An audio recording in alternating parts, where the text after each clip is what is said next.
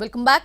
గత పాలకులు ఇష్టానుసారంగా చేసిన వ్యవహారాలతో ప్రజల్లోనూ రాష్ట్రంలోనూ ఇబ్బందులు తలెత్తాయన్నారు ఏపీ సీఎం చంద్రబాబు. కొందరు ఇప్పటికీ అదే రౌడీయిజాన్ని కొనసాగించాలని ప్రయత్నిస్తున్నారని మండిపడ్డారు.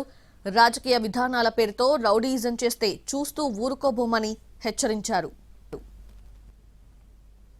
1924 లా అండ్ ఆర్డర్ విచ్చలవిడిగా భ్రష్టు పట్టించారు.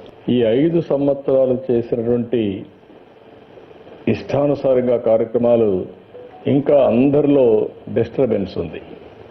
ప్రజల్లో డిస్టర్బెన్స్ ఉంది, పార్టీల్లో డిస్టర్బెన్స్ ఉంది.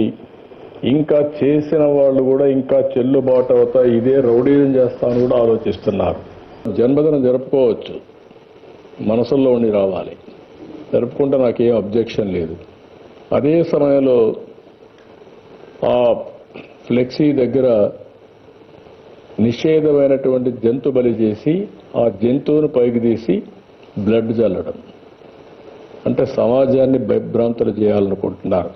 వాళ్ళు ఎన్ని చేసినా మీరు ఒక్కటే గుర్తుపెట్టుకోవాలి, దొంగతనం చేసేవాడు కానీ, నేరాలు చేసేవాడు కానీ, ఘోరాలు చేసేవాడు కానీ ఎవిడెన్స్ లేకుండా తప్పించుకోలేడు. వాడు మనకంటే ఇంటెలిజెంట్ అయితే వాడు చేసి తప్పించుకుంటాడు. వాడికంటే మనం ఇంటెలిజెంట్ అయితే అక్కడనే పట్టుకొని ఇనిషియల్ స్టేజ్లోనే అరికట్టే పరిస్థితి.